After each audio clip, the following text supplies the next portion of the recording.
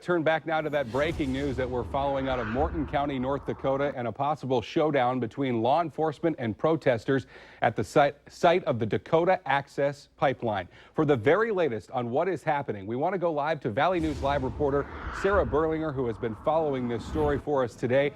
Sarah, what can you tell us about this possible confrontation developing between protesters and police?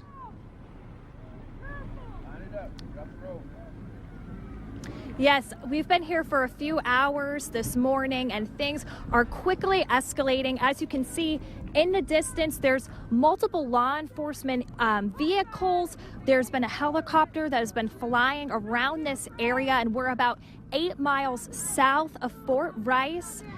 Multiple law enforcement agency vehicles that are present, and we're not really sure what is happening and how they plan to enter the camp, but there's definitely a confrontation that will be happening in just a few short minutes. And there's multiple protesters on the side of the road. This is actually the site of the new camp that was set up just a few days ago, and there's probably about 200 to 300 protesters, people against construction of the Dakota Access Pipeline, who are staying here, and they tell me that they're not going anywhere. They do not plan to leave, and they say that they are here in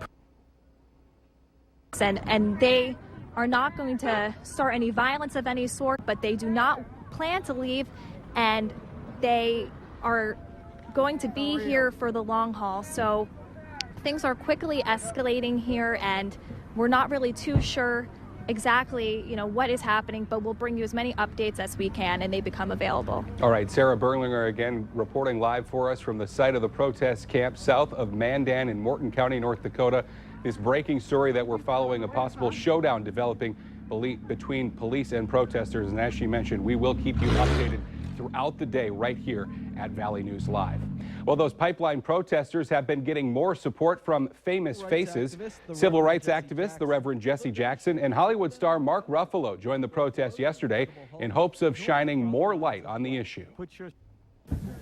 These are all human beings, just like everyone out there watching. And their livelihood, their families, their sacred places, their cemeteries are all being desecrated and attacked.